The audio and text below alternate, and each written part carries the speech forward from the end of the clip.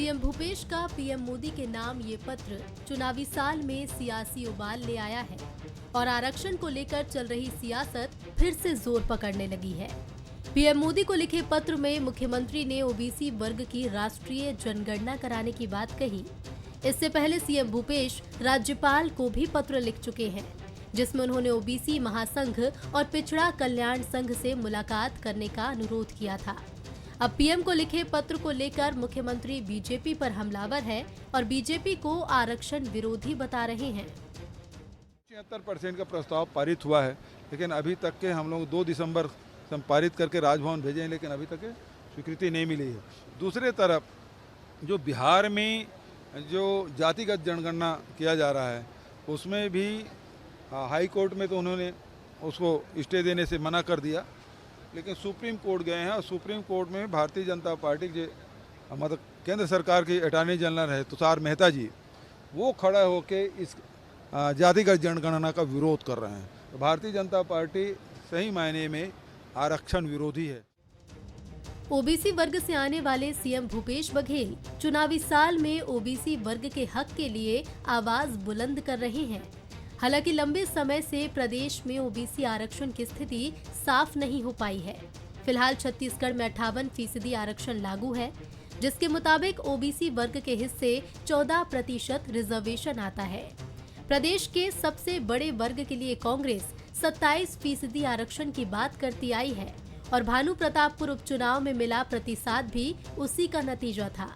मौजूदा हालात के मुताबिक तो आरक्षण की स्थिति बदलती नजर नहीं आ रही और ऐसे में कांग्रेस अब इस मुद्दे को गरमा कर ही अपना पक्ष मजबूत करती दिख रही है।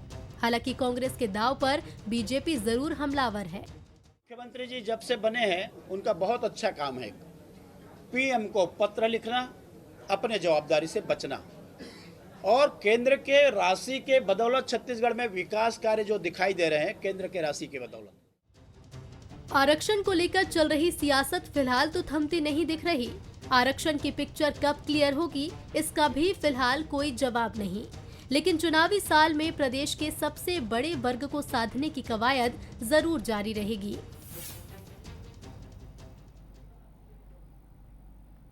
छत्तीसगढ़ का राजनीतिक समीकरण कुछ ऐसा है जहां ओबीसी वर्ग अगर चुनाव जिता सकता है तो सत्ता से आपको बाहर भी कर सकता है।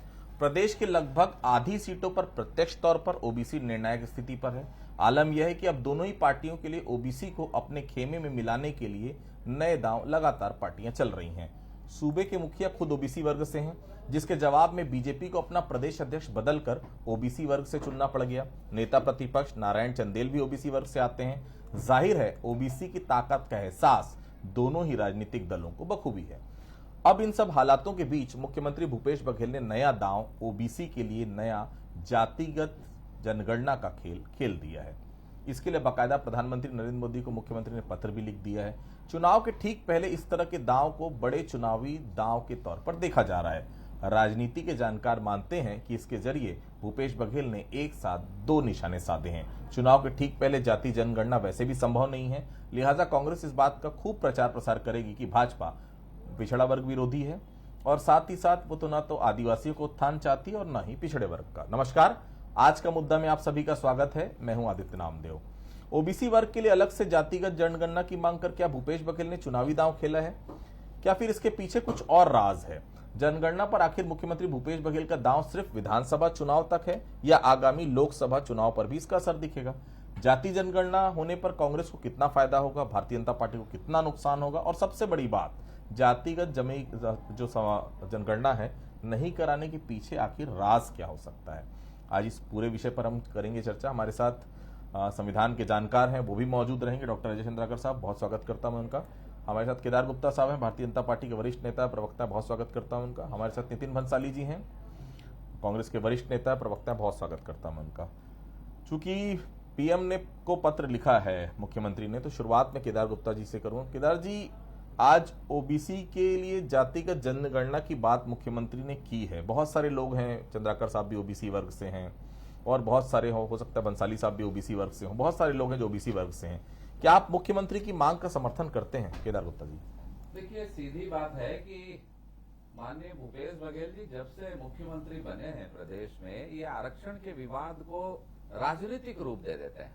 ये आरक्षण इनके लिए कोई समाज को लाभ देने का या समाज इससे लाभान्वित हो, मुझे नहीं लगता कि ये कांग्रेस पार्टी और भूपेश बघेल इस राय में है कि ये आरक्षण की व्यवस्था ठीक से जनता तक और युवाओं तक पहुंचे। ये लगातार कहीं ना कहीं उलझा, अरे अच्छा चल रहा था, 58% था, फिर इन्हीं के लोग जाते हैं हाई कोर्ट में, कांग्रेसी लोगों ने जाकर याचिका लगाई और बराबर वकील भी नहीं खड़े किए, अपनी मांग इन्होंने आरक्षण की रखी विधानसभा में, वहां भारतीय जनता पार्टी ने पूरा समर्थन किया। अब आरक्षण के लिए संविधान में नियम है, माननीय मुख्यमंत्री हैं तो उनके सलाहकार हैं, कानूनी सलाहकार हैं, संविधान के जानकार हैं, वो सब जानते हैं, इसलिए मुख्यमंत्री भी जानते हैं, ऐसा माना जाना चाहिए। और उनको बिल्कुल पता है कि अगर आरक्षण में कोई परिवर्तन करना है तो उसके लिए क्वांटिफाइबल डाटा की रिपोर्ट सबसे ज्यादा आवश्यक होती है। वो कह रहे हैं कि हमने बना ली है, हमारे पास है, परंतु अगर क्वांटिफाइबल डाटा वो चाहते हैं कि राजभवन में जमा कर देते, विधानसभा में जमा कर देते, उस पर चर्चा हो जाती और वो आरक्षण का मसौदा आगे चला जाता। विधानसभा में जब उन्होंने मसौदा रखा तो भारतीय जनता पार्टी ने पूर्ण बहुमत के साथ उसे पास कराया, समर्थन दिया कि भाई होना चाहिए।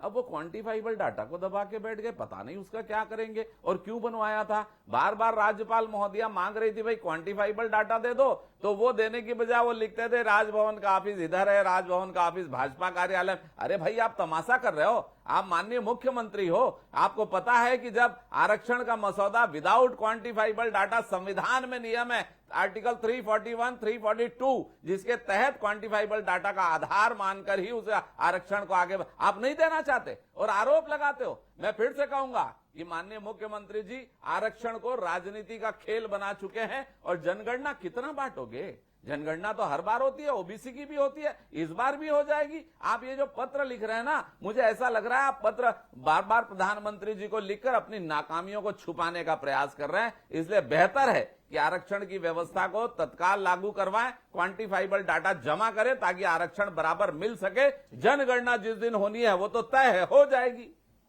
नितिन जी, चुनाव के ठीक पहले जातिगत जनगणना वैसे भी संभव नहीं है, चुनाव के वक्त में कैसे हो सकता है बताइए जनगणना का ऐलान?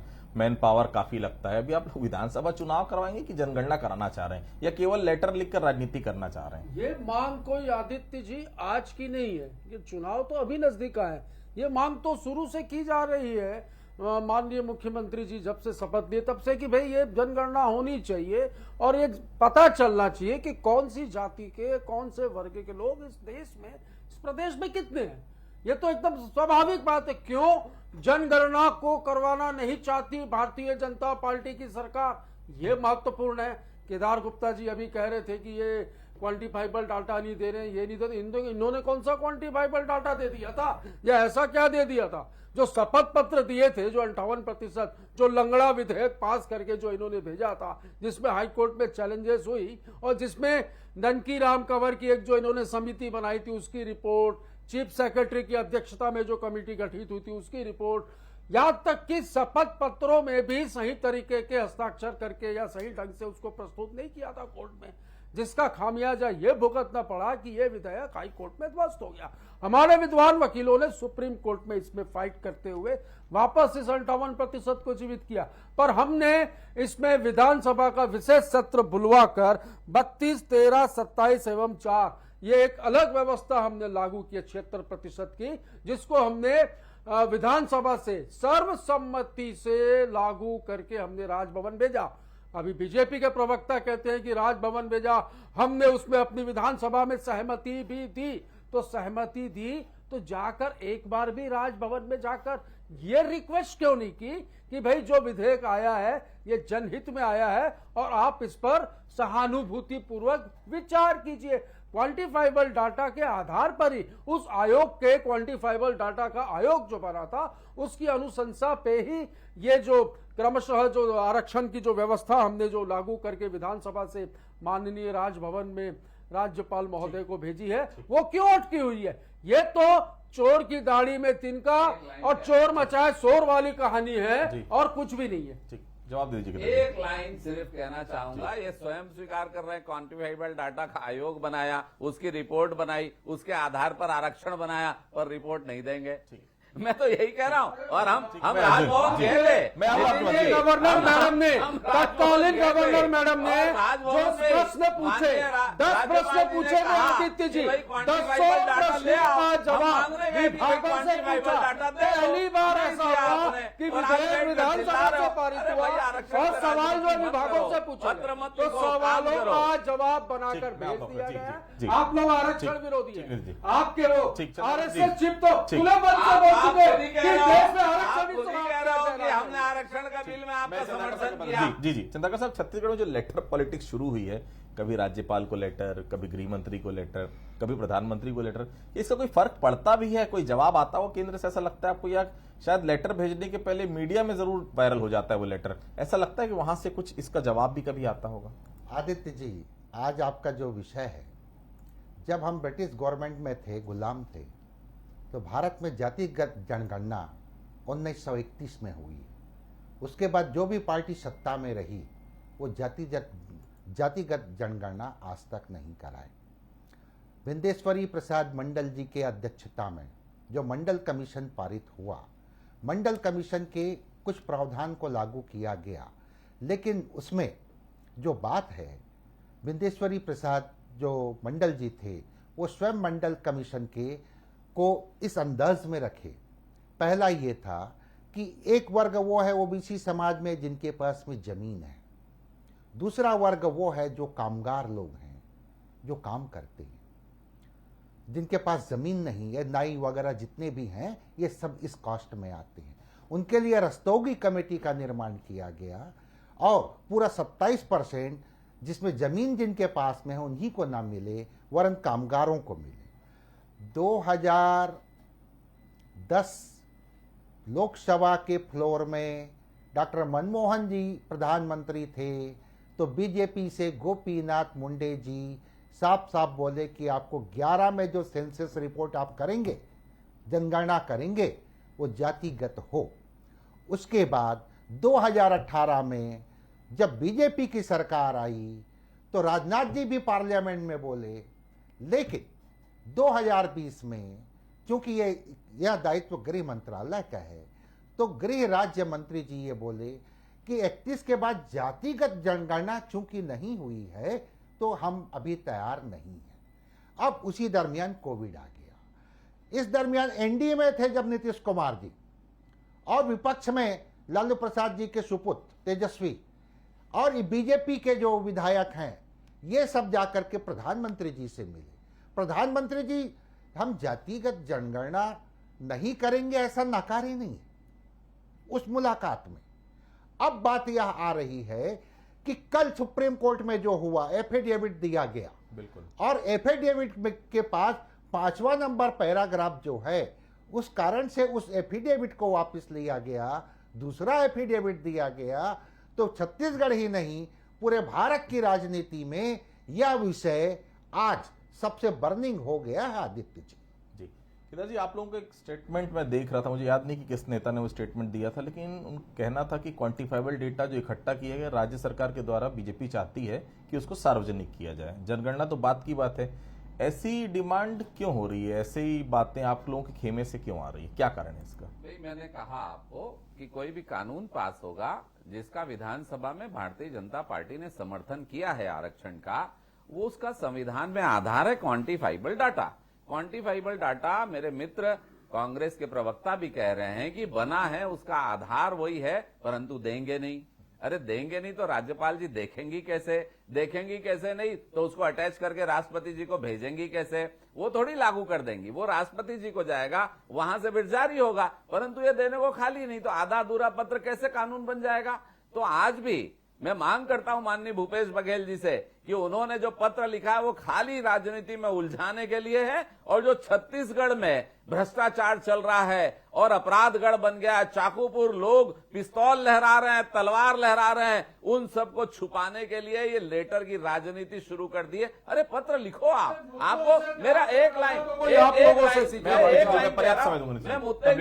मणिपुर पे बात करते हैं, तब आप तो वहां पे अडानी को 20,000 करोड़ कहां से आए? कोई चिंता जवाब देने के लिए तो आप लोग तैयार नहीं। एक शब्द में आप घुमा ठंडे फिरा हो के गए, राम मंदिर एक में शब्द ले जाते में हैं। ठंडे मैं हो आता हूं गए। जी, जी। और प्रधानमंत्री जी को मैं एक लाइन, भाई आप पत्र लिखो जरूर, आप मुख्यमंत्री हो, आप लिखो चीफ सेक्रेटरी को छत्तीसगढ़ के कि ये भ्रष्टाचार मेरी सरकार में इतना क्यों हो गया, 2 IAS जेल कैसे चले गए। आप होम सेक्रेटरी को पत्र लिखो कि इतना अपराध क्यों बढ़ गया। अरे तो आप ये साबित पत्र से करो, छत्तीसगढ़ का ये आप लाभ होगा। साबित करो। आप ये पत्र तो लिख रहे हो, बार-बार भ्रष्टाचार का गाना आप लोग गा रहे हैं। अपराध में एक आप भी बैठा दिए हो आरोप या सिद्ध नहीं कर आरक्षण को पाए। राजनीति इन 5 सालों पत्र में कहाँ लिखना सिर्फ चाहिए और गलत कहाँ फाड़ नहीं के आप लोगों अरे ने भाई आरोप कैसा लगाया। होगा, ये किसी भी आरोप जनता को आप त्रस्त लोग है, सिद्ध नहीं कर जनता पाए। त्रस्त ये है। पूरा देश अभी देख रहा अभी है आप- कि आप- किस प्रकार आप केंद्रीय पत्र एजेंसियों लिखो, का आप दुरुपयोग आपको पत्र करके लिखना गैर चाहिए। भाजपा शासित पर राज्यों में कहाँ आप लोग हथियार के तौर पर उसको इस्तेमाल कर रहे हैं। आप लोगों ने जो क्वांटिफाइबल डेटा विधानसभा के पटल पर नहीं रखा, बीजेपी लगातार मांग कर रही है वो डेटा रख दीजिए, क्यों नहीं रख रहे हैं आप लोग? डेटा अगर सार्वजनिक कर देते हैं नितिन जी,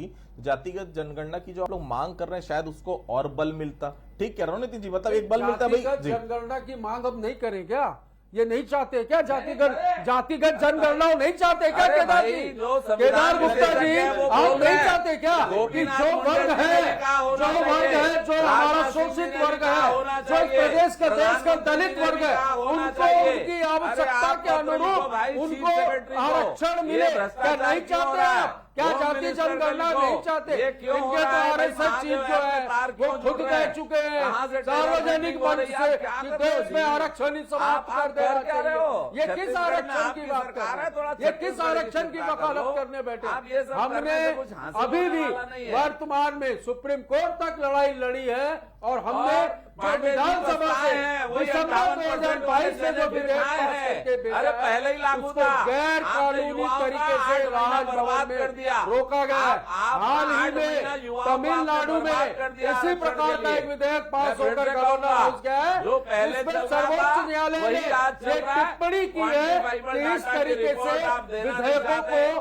आप बिना ओबीसी कारण के वर्ग को, लंबे समय आप तक रोका आदिवासी जाना समाज गवर्नर को हाउस में अंधेरे में उचित रखना चाहते नहीं है। हैं। आपका ठीक है, कहीं से जी। विषय आरक्षण देने का नहीं है, भाजपा आरक्षण का समर्थन करती है। बात तो सही है, अगर आप जनगणना की बात कर रहे हैं तो अभी के वक्त में संभव बिल्कुल नहीं, चुनाव आपके नजदीक है, लेकिन आप लोगों ने जनमत संग्रह तो करवाया था ना, लोगों से अपने पूरे प्रदेश में डाटा इकट्ठा करवाया था, उसे सार्वजनिक क्यों नहीं करना चाहती सरकार? क्या इसके पीछे कोई आंकड़ों का फेरबदल है या क्वांटिफाइबल डाटा वाकई में इसके बीच में राजनीति कहीं घुस गई है? चंद्रकर साहब, बिल्कुल सर्वेक्षण करवाया गया, अब वो उसे सर्वेक्षण ही कहा जाएगा क्योंकि ये 1948 के एक्ट जिसका आप अपने ओपनिंग में जिक्र किए थे आदित्य जी, उसके अनुसार ये केंद्र सरकार केंद्रीय सूची में शामिल है। बिल्कुल।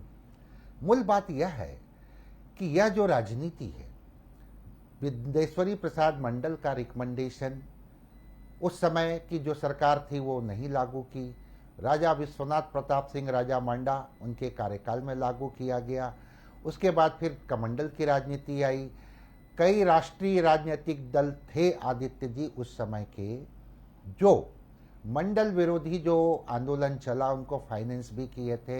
मैं पूरी गारंटी के साथ कह रहा हूँ, मेरे पास इसका साक्ष्य है, नाम नहीं लूँगा। लेकिन अब क्या हुआ कि डॉक्टर मनमोहन सिंह अपने कार्यकाल में जब गोपीनाथ मुंडे जी पार्लियामेंट में उठाए यह प्रश्न तो बोले कि हम कराएंगे, अब वो करवाए भी, लेकिन उसे सार्वजनिक नहीं किया गया। इसी बात को राहुल गांधी जी भी कर्नाटक के असेंबली इलेक्शन में बोले कि अब हम जातिगत जनगणना करवाएंगे। पास्ट टाइम खैर पुरानी बातें हो गई।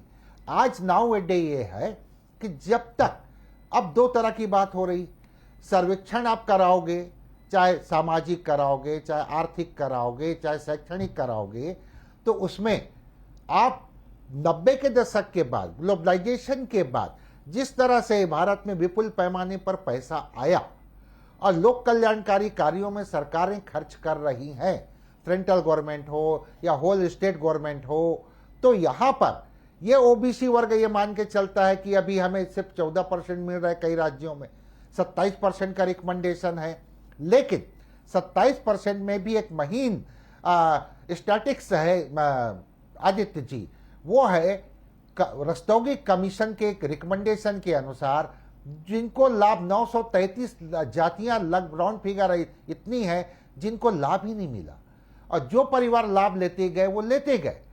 तो यहाँ पर मूल बात है आंकड़ा आना चाहिए, आंकड़ा आएगा तो केंद्र सरकार के लिए भी वो बहुत बड़ी बजट देती है, स्टेट गवर्नमेंट बड़ी बजट देती है, तो उसका फ्रूटफुल सदुपयोग हो सके। केदार जी, आप लोग तो वैसे भी पिछड़ा वर्ग के संरक्षक हैं, प्रदेश अध्यक्ष पिछड़ा वर्ग से, नेता प्रतिपक्ष पिछड़ा वर्ग से, घोषणा पत्र समिति के अध्यक्ष जो बना है वो भी पिछड़ा वर्ग से हैं।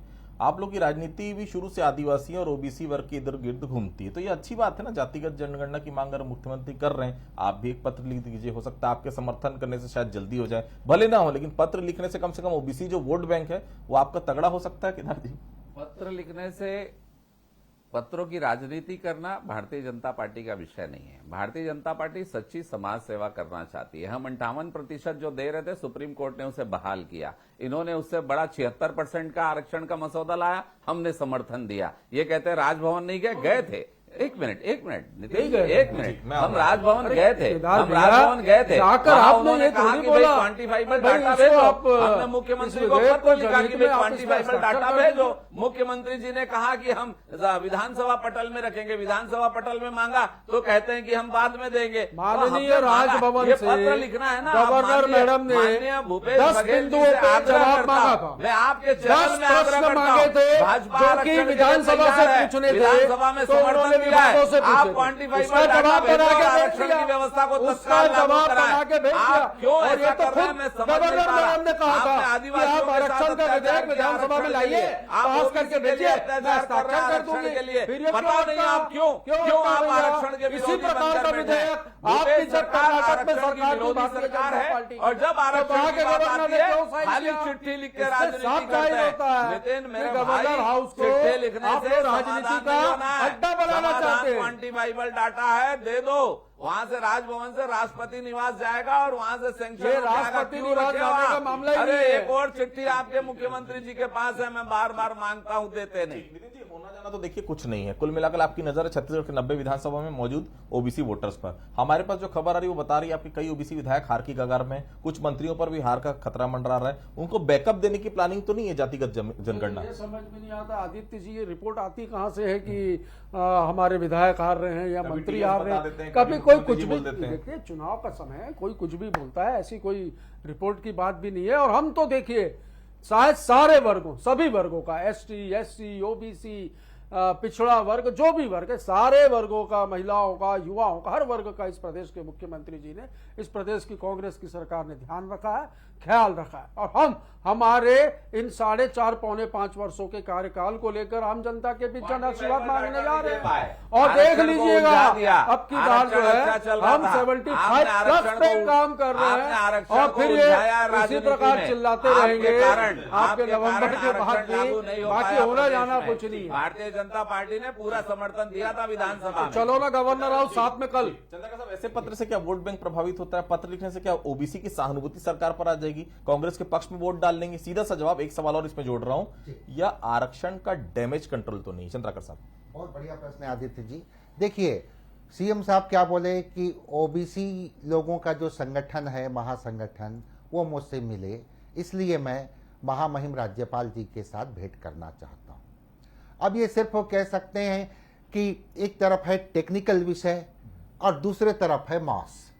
अब मास को किस तरह से मोड़ना है, अब उन सीएम साहब को ये लगता है कि चूंकि वो ओबीसी समुदाय के लोग मेरे से संवाद किए हैं तो एज ए सीएम मेरी जिम्मेदारी मैं बात करूं, लेकिन महामहिम राज्यपाल जी को देखें तो टेक्निकल विषय जो हुआ है इस कारण से। लेकिन अब विधानसभा चुनाव सामने है, इसलिए अब निश्चित रूप से कांग्रेस चूंकि 76% का जो आरक्षण लाई थी और जिसमें बीजेपी भी शामिल थी, समर्थन दिए थे, अब उसको वो विषय बनाना चाहती। तो देखिए आरक्षण बड़ा मुद्दा रहेगा, इसमें कोई दो राय नहीं। और ओबीसी वैसे भी 50% आबादी आसपास जो है छत्तीसगढ़ में ओबीसी की, हर कोई चाहता है ओबीसी वोटर्स उसके साथ कहीं ना कहीं सधे या उसके फेवर में जाए। कितना फेवर में जाएंगे, लेटर लिखने का कितना प्रभाव पड़ेगा, ओबीसी आरक्षण आने वाले समय में किस प्रकार से और कितना बढ़ पाएगा नहीं बढ़ पाएगा, सबकी नजर रहेगी। लेकिन एक बात बहुत साफ है, मामला केवल विधानसभा चुनाव का नहीं, आने वाले लोकसभा चुनाव का भी है। आप सभी हमारे से जुड़े, आप हम लोगों को बहुत बहुत धन्यवाद। तो आज के मुद्दे फिलहाल इतना ही, बाकी खबरों के लिए आप बने रहिए बंसल न्यूज के साथ। नमस्कार।